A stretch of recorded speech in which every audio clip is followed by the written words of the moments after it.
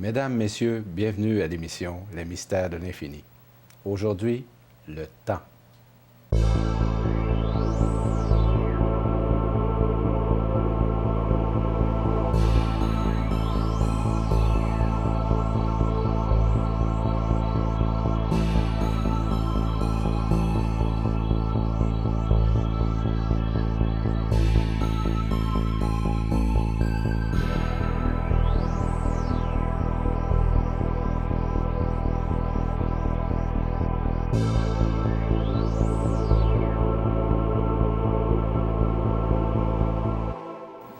Aujourd'hui, donc, nous discutons sur le temps, et non pas la température, mais bien le temps. Alors, à savoir, est-ce qu'on peut penser qu'il y a réellement un passé? Est-ce qu'il y a un futur? Est-ce qu'il y a un présent? Comment tout démélanger ça avec le métaphysicien et voyant, M. Normand Pinard? C'est ce que nous allons voir aujourd'hui. M. Pinard. Bonsoir. Bonsoir. Nous avons 27 minutes pour discuter sur le temps. Bien, c'est le problème des 27 minutes. Oui. Moi, je ne suis pas concerné. Moi, je suis dans l'instant présent. Oui. On peut dire ceci du temps. L'animal ne vit pas le temps de la même manière qu'un individu qui adhère à une certaine conscience. L'animal n'a pas besoin de se projeter pour effectuer ses réalisations. Donc, nous avons besoin de temps parce que notre espace psychique a besoin de l'illusion de cette expansion-là pour pouvoir se projeter dans le futur. Donc, il se projette dans le futur à cause de sa conscience. Il se projette dans le futur parce qu'il a à devenir quelque chose par rapport à quelque chose qu'il est. Alors, si on prend un animal comme un chien, un animal ne vit pas de temps. Un animal va vivre des émotions, un animal va vivre un sentiment d'attente. Puis il va se mettre presque dans le coma, ça veut dire sa sieste, en attendant que son maître arrive chez lui et que le chien devient fou. Et la raison pour laquelle le chien devient fou, c'est que son émotion est très, très forte dans le temps, c'est-à-dire dans le moment présent, parce que les animaux vivent dans l'instant présent. Mais au fur et à mesure où l'animal commence à capter le maître, au fur et à mesure où l'animal commence à capter une certaine vibration et qu'il développe un ego et qu'il développe une certaine sensibilité, l'animal commence tranquillement à développer un petit peu la dimension du temps. C'est-à-dire qu'il va savoir quand est-ce... Il y a du conditionnement, bien sûr, mais il y a une temporalisation, il y a une sorte de télépathie où le chien, le chat, les chats vont commencer à savoir quand est-ce qu'on va leur apporter leur nourriture. Ils ont cette notion de la temporalité qui se développe petit à petit. Mais chez l'être conscient a été obligé de se donner une dimension qu'il crée en lui, qui est cosmique, qui est une dimension de temps, qui lui permettent de se projeter pour comprendre que ce qui n'est pas vaste en lui est en devenir.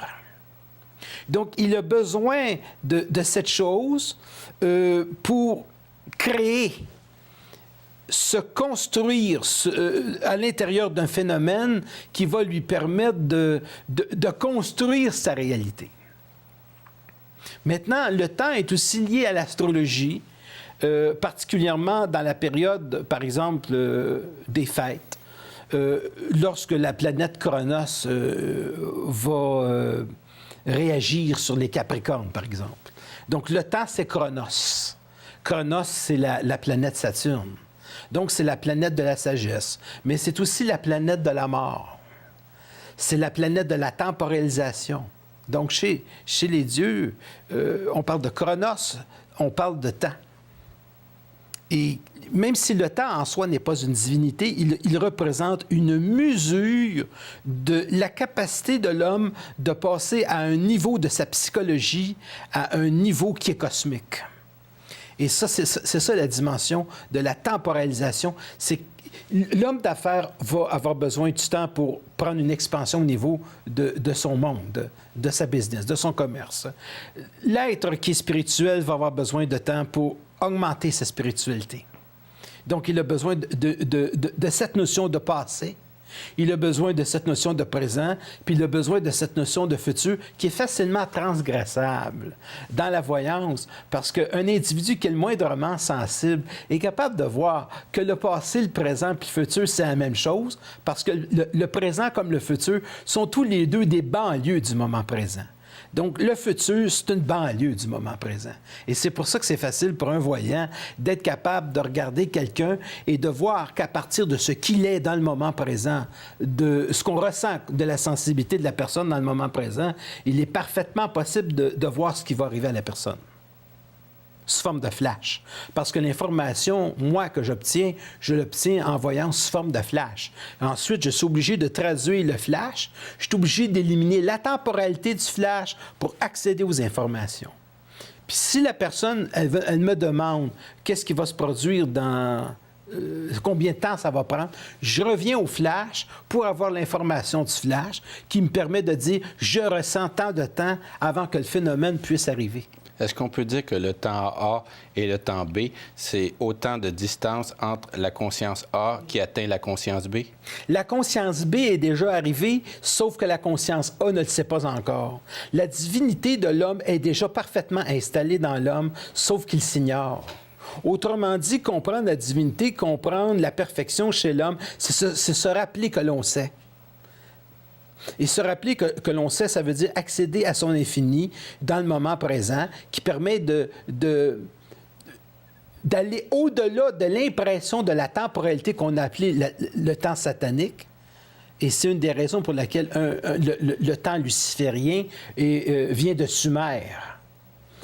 Et c'est sumérien, le temps. Le temps, on dit du temps que c'est une invention ténébreuse, mais c'est une invention ténébreuse, c'est une noirceur, le temps. Oui. C'est une noirceur qui permet de voir la lumière. Lucifere, qui veut dire le porteur de la lumière. Donc, c'est porteur, le temps, pour celui qui travaille au niveau de sa conscience, le temps, c'est quelque chose qui lui permet d'accéder à une dimension de mouvement. Donc, on a besoin d'un mouvement dans la temporalisation qui va permettre à l'homme d'accéder à un plus haut degré de sa conscience. Puis pour quelqu'un qui fait un projet, il a besoin d'avoir une impression de temps pour réaliser un projet dans le mouvement de son projet. Donc, c'est une temporalisation. La temporalisation est nécessaire pour donner un mouvement à la conscience. Donc, le temps, c'est le mouvement de la conscience. Mais lorsque la conscience est arrivée, à la fin des temps, les morts renaîtront. Parce qu'à la fin des temps, l'homme aura la capacité, aura l'intelligence de comprendre le monde de la mort. Et il sera tellement intelligent qu'il sera capable de dire au monde, « T'es mort, maintenant tu te réveilles. » C'est ce qu'on appelle la fin des temps. C'est ce qu'on veut dire par ressusciter à la fin des temps. Ça veut dire que l'être humain aura le pouvoir, aura la capacité d'intervenir dans des plans non visibles présentement à sa conscience pour intervenir dans des plans visibles. Et dans ces plans-là visibles, il aura le potentiel de dire au monde de la mort, j'accède au monde de la mort et par ma conscience, ce qui est mort prend vie. Donc, autrement dit, on est déjà tous rendus au point B. À quelque part, on est déjà tous morts, on est déjà tous au monde, on n'est déjà plus là, puis on est déjà partout. Donc, sauf que nous, dans la conscience restreinte, on a besoin d'avoir une impression de temporalité pour sécuriser le mental. Parce que si on n'avait pas une impression de temporalité pour sécuriser le mental, nous serions pas capables d'absorber l'infini que nous sommes et on éclaterait totalement. Ça répond un petit peu à votre question. Qu'est-ce qui se passe quand quelqu'un trouve que le temps passe vite? Le temps passe vite parce qu'il y a trop de références. Au fur et à mesure où un être humain prend de l'âge, il y a beaucoup de références. C'est-à-dire qu'il est habitué de faire ça à telle date de l'année. Il est habitué de faire ça au printemps, à l'automne, tout ça. Un moment donné, ça devient répétitif. Puis à force de tomber dans la répétition, ça devient de la routine. Fait qu'à ce moment-là, le temps a une distorsion psychologique qui n'est pas le même. Alors, le temps passe très lentement. Si vous allez, par exemple, dans un cabinet de médecin, vous attendez un test de résultat pour savoir si vous êtes malade ou pas, le temps, vous allez voir qu'il est très long. Fait que je vous conseille de sortir votre iPad. Ouais. Parce qu'on a une distorsion émotive du temps. Donc, quelqu'un qui est, par exemple, en train de lire un livre ou qui va sur Internet n'a pas la même dimension du temps de quelqu'un qui s'ennuie puis qui compte des mouches chez lui. C'est pas la même chose. Quand on fait quelque chose que l'on n'aime pas, on n'a pas la même distorsion émotive du temps. Les secondes ne passent pas de la même manière. Même si vous bougez vite, les secondes ne passent pas de la même manière parce qu'il y a une relativité dans le temps par rapport au mouvement. Puis la relativité dans le temps par rapport au mouvement, c'est l'élasticité de la conscience étendue dans la physique qui nous permet de regarder l'équation d'Einstein, qu'à la vitesse de la lumière, il ne se produit pas le même phénomène de temporalisation. C'est la même chose pour la conscience. Lorsqu'une conscience grandit à une vitesse qui est exponentielle, le temps se modifie, le temps change. Le temps, c'est une modification. Mais le temps est nécessaire pour permettre à la conscience d'avoir l'impression d'un mouvement pour avoir une impression d'évolution. Puis cette impression d'évolution, le temps, c'est l'excuse qu'on se donne pour ne pas accéder immédiatement à notre divinité sans une impression de travail, parce que ça donne l'impression à l'homme d'éliminer sa culpabilité. C'est ça, une des fonctions du temps. C'est une des fonctions du temps. Quand une personne ne voit pas le temps passer, c'est une Quand une personne ne voit pas le temps passer, le temps va lui passer dessus. Parce que le temps passe pareil. Oui, mais ça veut peut-être dire aussi qu'il est dans une situation où il est en harmonie avec son intérieur et donc il ne pense plus au temps. C'est trop intéressant ce qu'il fait, par exemple. Oui. Bien, oui, je comprends. Mais moi, à ce moment-là, ce que je fais, c'est que lorsque je veux me recentrer, je peux pas penser ça, là. Je peux pas penser à ça tout le temps. Comprenez-vous? Moi, j'ai un moment dans ma vie, c'est le moment présent. Ouais. C'est-à-dire que moi, je m'applique dans le moment présent. Mais pour que je m'applique dans le moment présent, il faut que je détrône totalement le mental de ma pensée. C'est-à-dire, il faut que je ne pense pas, que je me retrouve dans la nature. C'est ma manière à moi de m'énergiser. Et quand je suis... que je ne pense plus, le temps, pour moi, c'est quelque chose qui me permet de me mettre sur pause. Ça me permet une relaxation. Ça me permet de récupérer. D'ailleurs, le temps, c'est quelque chose d'extrêmement étrange. Si vous dormez la nuit, bien que vous avez dormi pendant 8 heures, 8 heures, essayer de dormir pour quelqu'un qui est insomniaque, c'est pas la même chose que quelqu'un qui dort. Et pourtant, dans la norme, c'est le même 8 heures. Et puis pourtant, dans la norme, c'est le même 8 heures. Mais quelqu'un qui a dormi une bonne nuit, là, il a passé une bonne nuit de sommeil, vous placez une caméra, savez-vous que vous ne pourrez pas endurer ça tellement longtemps? Dire le gars, il est dans le lit ou la femme est dans le lit, elle dort pendant 8 heures. C'est long à regarder. C'est long à regarder. Mais la personne qui dort, elle, qui appartient à un autre plan de la conscience, pour elle, 8 heures, c'est quoi? C'est je me suis fermé les yeux, je me suis ouvert les yeux, sauf qu'elle va avoir une impression à travers les rêves, elle va avoir une impression qui s'est passée comme une aventure. Sauf que la nuit, dans les rêves, le temps est extrêmement compressé. Et puis, c'est pas le même 8 heures. Donc, c'est réellement pas le même 8 heures que nous le connaissons avec la conscience sur Terre. C'est un autre 8 heures. Donc, dans un rêve, par exemple, si on parle du temps, on peut vivre un événement qui dure plusieurs jours dans un même rêve alors que ça s'est passé en 10 minutes dans la réalité. Vous avez tout à fait compris ce qu'on appelle les plans. Puis le plan des rêves, c'est un plan avec lequel le temps ne passe pas de la même manière, le vécu ne passe pas de la même manière, et qu'on peut vivre des choses extraordinaires bien que vous soyez resté dans votre lit tout le temps. La meilleure méthode pour dire aux gens, bien, un plan, c'est quoi un plan? Quand on parle d'un plan, qu'est-ce qu'il veut nous dire, un plan? Bien, quand tu dors la nuit, puis que vous dormez la nuit, puis que vous avez rêvé un rêve soit cauchemardesque, le temps a beau être long, mais quand un dragon court après toi, le temps est long. Bon. Et ou tu peux faire un beau rêve, que tu te retrouves en compagnie d'une très agréable personne. Et ça, c'est toujours le cas. Et au moment où tu viens pour attraper la fille, là tu te réveilles. Là, c'est plat. Ça, c'est quasiment un cauchemar. Parce que tu ne peux pas l'avoir, la fille. Elle a disparu, pouf! Tu t'es réveillé. C'est ton réveil matin. Évidemment, c'est un rêve que tu ne peux pas partager avec ta femme sans avoir des ennuis. Mais il y a des films, par exemple, qui ont bien illustré, comme par exemple, je pense au film culte La planète des singes, où il y a un vaisseau spatial qui a quitté pendant, je pense, c'était 4 ans. Je me souviens pas exactement, vous m'excuserez, les férus de cette série-là, qui était extraordinaire, où le vaisseau revient sur Terre et c'est plusieurs années plus tard, après la destruction de l'homme, où on est un envahissement d'une autre espèce qui est le singe. Mais c'est-à-dire que pour quelqu'un qui va très vite, le temps passe au ralenti sur Terre. Ça, c'est maintenant l'équation d'Einstein.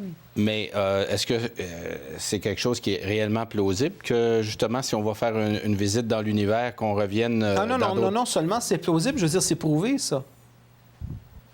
C'est parfaitement prouvé dans les lois d'Einstein. Je veux dire, si vous mettez... d'ailleurs, on est obligé à tous les jours de corriger de quelques milliardièmes de secondes les satellites GPS. À tous les jours, parce que nous vieillissons plus rapidement, étant donné que nous sommes immobiles. Si un satellite GPS n'était pas corrigé de quelques microsecondes à tous les jours, il ne serait plus capable de donner... il n'y a plus aucun satellite qui aurait de la valeur dans l'espace. Là. Parce que les satellites vieillissent moins rapidement que nous, d'un milliardième de seconde. Mais ça, c'est le temps physique. C'est le temps quantique, ça. Moi, ce qui m'intéresse, mais en plus du temps quantique, parce que la science, c'est rien d'autre que l'étendue de la conscience. La conscience et la science, c'est la même chose. C'est la relativité du temps, comme j'ai parlé de la relativité du temps dans un plan qu'on appelle le rêve, puis c'est pas la même chose. C'est pas un 8 heures au lit où il se passe rien. Quand tu rentres dans un rêve, c'est une autre étape. Il faudra comprendre qu'il y a plusieurs sortes de temps.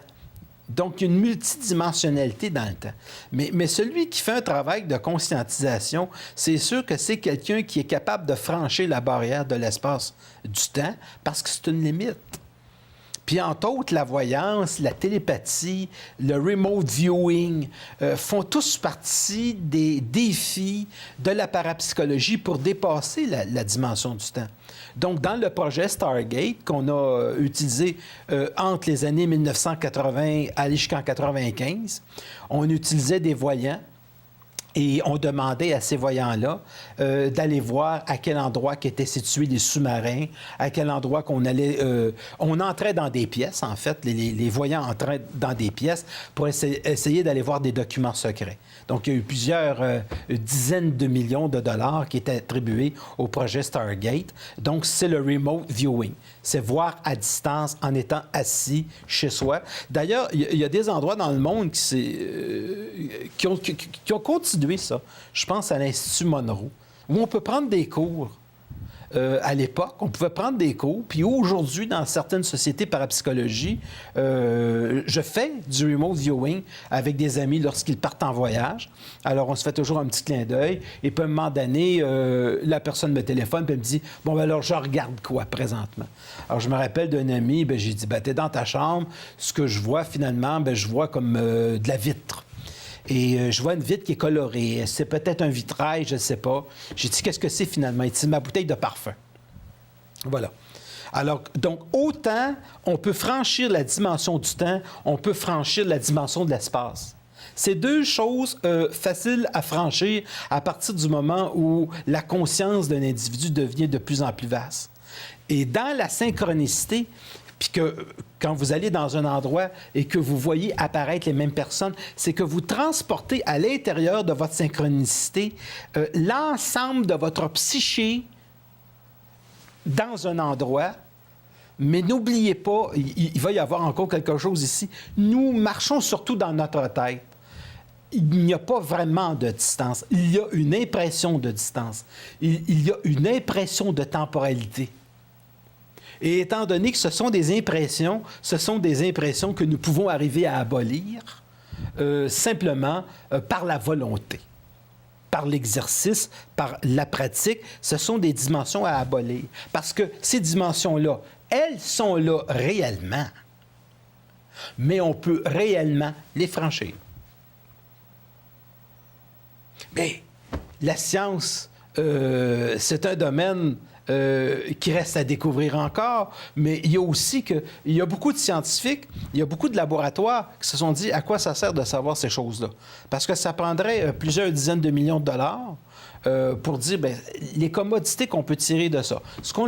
Là où on est allé le plus loin, c'est au niveau de l'armée russe et de l'armée américaine, de la CIA et du FBI.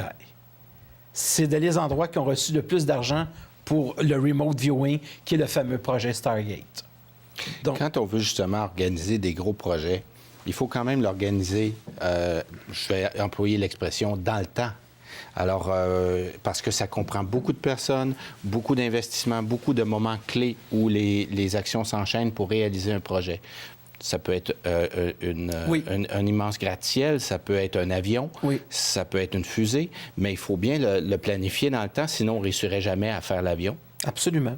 C'est pour ça que la conscience ici a besoin d'un temps, parce que c'est une conscience, parce qu'elle fait des projets, elle a besoin de se projeter dans le temps. Pour pouvoir... Un chien ne peut pas le faire, ça. Donc, c'est quelque chose de positif au niveau de la conscience de l'homme de le planifier. C'est toujours positif. De pouvoir planifier des choses. C'est toujours intéressant. Mais il ne faut pas oublier que vous me parlez d'une dimension qui appartient à la matière. Oui. Dans ce sens-là, la matière, oui, c'est quelque chose d'important. Oui, j'habite un monde qui est matériel. Je ne remets pas en question le fait que je suis assis sur une représentation d'une chaise, c'est pratique. Qui a été construit sur un modèle de temps. C'est construit sur un modèle de temps, c'est construit sur un modèle qui semble être solide. Ouais. Mais quoi qu'un physicien vous dirait que je suis simplement assis sur un ensemble d'atomes qui se repoussent les uns les autres et que ça donne une impression de solidité, mais qu'en réalité, c'est du vide. Et en aucun temps, ici, je vais trahir la science. Là. Je suis assis réellement sur du vide, mais avec une impression réelle de solidité. Parce que les atomes se poussent les uns les autres et ça donne une impression de solidité. Donc là, on est dans la physique à l'état pur, comme vous allez l'apprendre à l'école, c'est incontestable. Mais moi, je parle d'une conscience qui est capable d'être plus vaste que de s'arrêter simplement à la chaise. Et une conscience, par exemple, qui serait capable de lire ça, c'est de la psychokinésie, qui serait capable de lire la psychologie de la personne qui s'est assise sur la chaise avant moi. Ou la psychométrie, le fait de toucher un objet et de ressentir, psychokinésie, psychométrie, le fait de toucher soit à distance ou dans le réel un objet, puis d'être capable de voir avec des flashs psychologiques en abolissant la temporalité et en abolissant l'impression de temporalité et de la distance, la psychologie de la personne qui a touché à la pierre. Et il y a une dame en France qui a fait une émission, je tiens à la saluer si elle me voit, c'est Maude Christen, où on lui avait porté une roche, en fait. Alors, elle touche à cette roche, elle se demande qu'est-ce que c'est, etc. Puis, au fur et à mesure que l'animateur est là en direct, elle dit « Je vois la tristesse, je ressens de la peine, je vois des foules, etc. » Et finalement, c'était un morceau du mur de Berlin. Alors, Maude Christen, en France, c'est une voyante. C'est une des plus grandes voyantes de la France. Et elle a fait des émissions de télévision sur lesquelles on l'a défié un paquet de choses. Mais on en a fait autant, mais avec l'armée russe, avec des gens qui avaient le pouvoir, avec leurs mains de la télékinésie, de pousser des objets sans les toucher. Fait qu'on peut étendre le champ de la conscience au toucher. On peut étendre le champ de la conscience autant jusqu'à l'infini, puis on peut abolir l'impression de séparabilité dans le monde, puis de la distance. Ça, c'est le remote viewing. Mais en bout de ligne, ce que ça veut dire, c'est que quand on passe dans une capacité divine de l'être humain, tout est un. Le temps se compresse pour être dans un, comme dans le Big Bang d'origine, il n'y a plus de temps. Il n'y a plus d'espace, il y a seulement un. S'il y a un, ce n'est pas ce qu'on appelle nécessairement le présent. S'il y a un, c'est un présent qui est absolu. S'il y a un, c'est un présent qui est absolu. Moi, j'en reviens à la physique quantique. Il n'y avait pas de temps au moment du Big Bang. Le temps a pris naissance après le Big Bang. Il n'y a pas de temps. Est-ce que le temps s'inscrit à travers une vibration? Le temps s'inscrit à travers un mouvement d'énergie qui prend de l'expansion. Puis c'est seulement un physicien qui pourrait répondre à partir de quel moment qui peut juger que le temps existe. Est-ce qu'on parle de milliardièmes de seconde? Est-ce qu'on parle de... c'est eux autres qui peuvent répondre à ça d'une manière très précise. Mais je sais simplement qu'au temps zéro, il n'y a pas de temps, il n'y a pas d'espace et qu'il n'y a pas de choses existence. C'est un néant. Et on pourrait dire que c'est la même chose pour un être humain. L'être humain est un néant et lorsqu'il passe à la conscience, il a une sorte de bing-bang intérieur où, à travers la conscience, il se donne le temps de sa conscience, il se donne la temporalité de sa conscience, puis il se donne l'intelligence de sa conscience à travers l'expansion. Donc, on pourrait dire que venir au monde une seconde fois, c'est un bing-bang, mais c'est un bing-bang de soi. Monsieur Pinard, nous aurions besoin de plus de temps, mais nous n'en avons pas plus. Je sais pas, mais vous avez l'air heureux, puis ça me rend très heureux. C'était très intéressant, Monsieur Pinard. C'est moi qui vous remercie. Monsieur Pinard, vous adorez faire de l'enseignement, n'est-ce pas? Bien sûr. Vous le faites à travers vos conférences, vous le faites à travers des consultations individuelles. Et bientôt, vous nous avez parlé la semaine passée, et très bientôt, puisqu'on avance aussi là-dessus, il y aura de la webconférence. De la webconférence pour être plus proche des gens qui ne peuvent pas nécessairement se déplacer pour vous webconférence. Donc, pour le moment, sur mon site web, vous allez tout retrouver, www.normandpinard.com. Donc, les consultations que je donne. C'est des gens qui veulent entrer en consultation avec moi, privé, pas de problème. Oui. Pour de la voyance ou pour de l'enseignement sur de la métaphysique, pour éclaircir une situation dans votre vie. Un projet Champigny-sur-Marne en France. Donc ça, c'est un projet avec les mois qui s'en viennent. Et finalement, la web télé qu'on va développer. Tout à fait. Donc, mon numéro de téléphone, qui est le 514-254-5919, et mon adresse de courriel, c'est pinard, pinard@videotron.ca. Et les gens peuvent aller sur votre Facebook. Pour pas dire le Facebook, j'aime beaucoup. Sur votre Facebook pour vous devenir vos amis et comme ça pouvoir avoir accès à l'information que vous avez à donner dans des activités. Oui, mais c'est très puissant pour tout le monde, Facebook. Tout à fait. Alors, mesdames, messieurs, on approche à la fin déjà. Donc, il y a des gens qui peuvent nous contacter par TVRL aussi. Ils peuvent contacter par TVRL à info@commercial-tvrl.ca. Et justement, mesdames et messieurs, ne vous gênez jamais de nous poser des questions. Vous pouvez les poser à M. Pinard et nous pourrons aussi les amener à l'émission et voir comment M. Pinard peut nous répondre. Et je vous dis que nous allons pouvoir répondre à des questions éventuellement aussi sur les web télé en direct. Alors voilà, merci beaucoup, mesdames et messieurs, d'avoir été présents à l'émission aujourd'hui. Et puis, on se revoit à la prochaine émission. Merci. Au revoir.